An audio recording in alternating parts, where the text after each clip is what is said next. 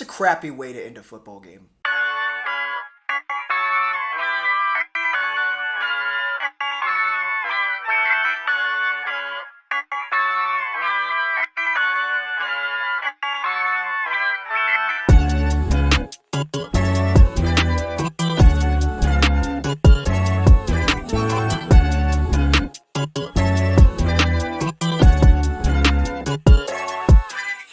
What's up, Broncos country? Well, game 2's in the books, and it's a loss. To lead all game and for the game to be decided on a penalty, you can't make this stuff up. This team had several mistakes happen right at the end of the football game in the fourth quarter that led to this inevitable loss. You hate to see a penalty called right at the end of the game right there for them to retry to kick what was a 60-yard field goal and turn it into a 45-yard field goal. What's frustrating right now, and it is only game 2, the offense found its footing, right? We had Bo Nix throwing 3 touchdowns. We had the run game again score a running touchdown. Dobbins looks like the truth. But then we have the defense give up more yards to the Colts than I would have ever expected, more than any expert really expected. You have to recognize the Colts might be the truth, y'all. They might be this year's Sam Darnold and the Vikings. It's just the case. The Colts have had a ton of talent for the last couple years, and they've just been missing it on the quarterback space. Which, by the way, watching that carousel graphic for another team versus it being for the Broncos, I did chuckle a little bit, I'm not going to lie. But you plug in Daniel Jones, who was a highly touted quarterback, who is accurate, and you put him in a timing offense just like what Shane Steichen has, it's not really a surprise when it translates into success for this team. You know what? Maybe there'll be a little bit of redemption for us somewhere down the road. But for now, hats off to the Colts. Let's talk about the key plays of the game, starting with what felt like a comedy of errors, starting with the Bo Nix interception.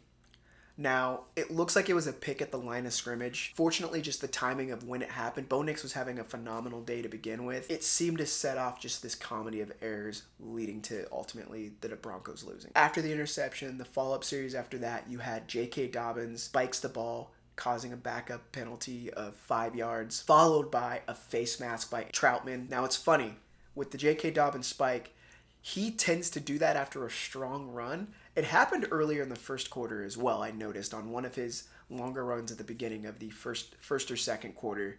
He had a strong run, and then he spiked the ball. It's one of those things that they're really going to have to talk to him about. He seems to get juiced and amped up when he runs the ball, which is great to see from the running back. Not going to take that away from him. But you've got to be smart with the football, and you don't want to do things that jeopardize the team's success. After the face mask penalty, it caused the drive to back up itself, which still should be a chip shot field goal for Will Lutz. But in this instance, the 43-yard field goal missed, which after you saw that miss, I'm not going to lie, I got a pit in my stomach because you could see where the results of this game were going. We let this team stay in the game. All game, there were blown assignments from the defense, which was just frustrating to see when you have an offense that finally finds its footing and then you have a defense that just got gashed all day long. Then you've got the culminating play at the end of the game. What originally was a 60-yard field goal and an attempt to block it versus letting a kicker who never kicked a 60-yard field goal just attempt to kick the ball. And the way it happened was the way it was supposed to happen. He kicked it and he missed it big time. But of course, since we tried to block a 60-yard field goal, here we are, a leveraging penalty. Which, by the way, leveraging has been called 50 times since 2010. That means there's been something like 3,000 football games that have been played. This penalty has been called about 3 times a year. For it to be called in a game-deciding situation is the most frustrating part of this entire thing. Not only do we have the decision to try to block a 60-yard field goal, but then we have a penalty like that happen. I'm still steaming over here, Broncos country. We're going to get over this, and we're going to keep moving because it is only game 2. But these are the sort of things when I talk about there really is a ramp up right now from game 1 to game 4 for this team. Defense had it going in the game 1. Offense had it going in game 2. Now, let's see this team start to put it all together and have some balance in Game 3, and we've got a great match coming up against the Chargers. Let's talk about the Colts' performance a little bit. 473 yards of total offense on the Broncos defense.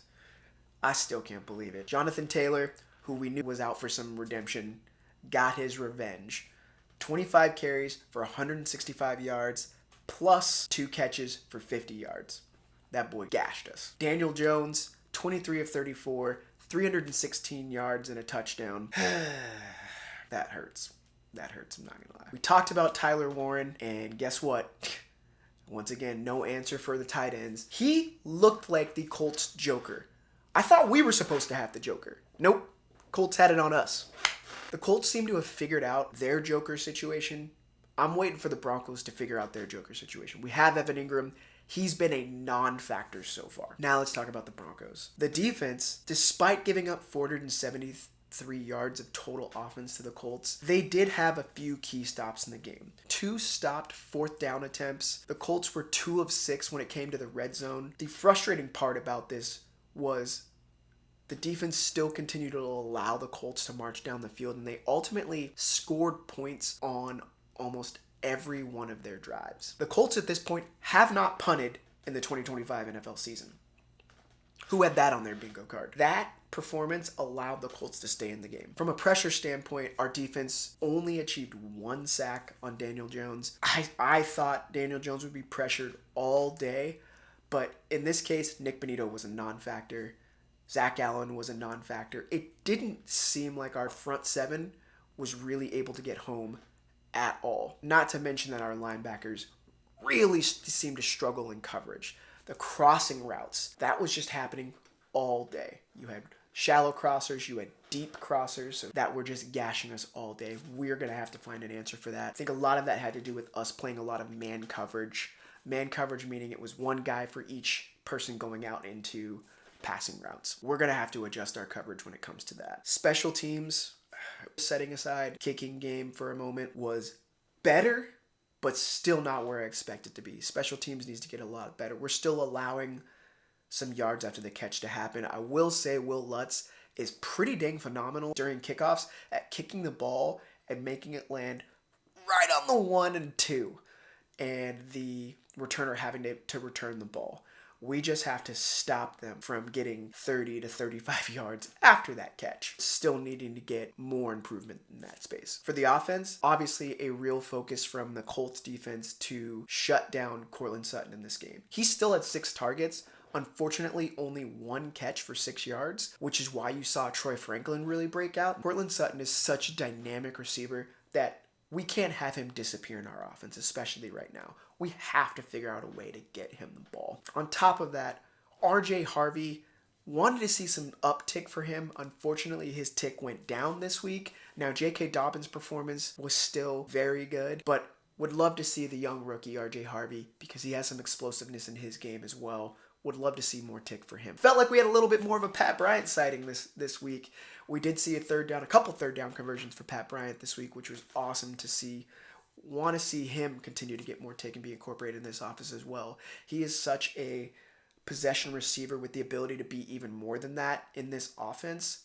And I think we're going to see Bo Nix continue to get him the ball more and more. I already mentioned Evan Ingram. He was essentially a non-factor in this game, which is really frustrating to see after week 2. That is supposed to be a dynamic component of this offense. What the Colts did with Tyler Warren, I don't understand why we're not seeing at least even a hint of that with Evan Ingram so far in this offense. There are so many more weapons on this team than there were last year. I'm just trying to be patient and wanting to see more. Now, one thing I want to talk about is if there's anything that's happened between the first game and this game where we feel like we want to just build the bunker, shelter up. I'm afraid of what is going to happen with this team. Or are there some places where we're like, that's what we want to see, y'all. Bring that thunder. That's what I'm talking about.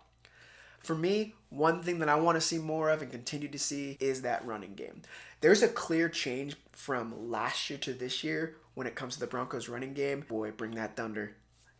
Let's keep pounding that rock. Keep that running game going. Let's make sure we have that balance with this offense. In terms of building the bunker, there are some things we're keeping an eye on that potentially could be building the bunker for us.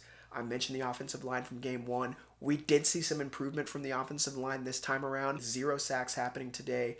And there being some really great blocking that you saw from the run game. Saw some great blocks, especially from Ben Powers. We'll continue to keep an eye on that. When it comes to the kicking game, the special teams as a whole, that is something where we need to see some serious improvement with our special teams when it comes to our kickoff coverage and our punt coverage. So keeping an eye on those things. We're not building the bunker just yet by any means, but those are some things that we're going to be keeping an eye on here. Now, one thing I want to do is give a weekly salute when it comes to the performances coming out of each game. And this week's weekly salute is going to go to Troy Franklin. He's had so much improvement happen from last year to this year. You heard some really positive things about him coming out of training camp. Awesome to see it translate onto the field this week.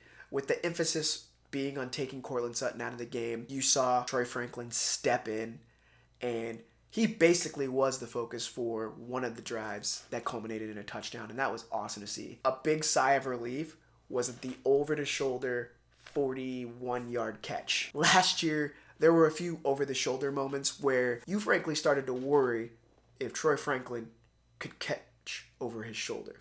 And to see that happen, especially on an opposite shoulder for him, that was beautiful to see. And I can't wait to see more of Troy Franklin. I think with his speed, he really can be a dynamic portion of this offense that you can really put all over the place and make it very hard on defenses. We've got the weapons, y'all. We just need to start seeing them.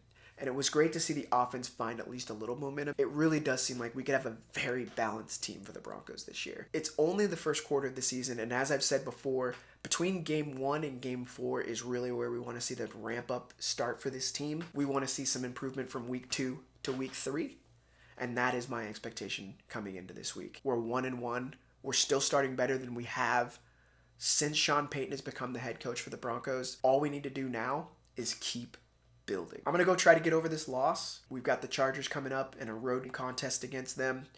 I'm excited about it. I think it's another test for us. The Chargers looked amazing on Monday Night Football. Let me know how you're feeling in the comments. Again, as always, keep it kind. But for now, I'll talk to you soon, Broncos country.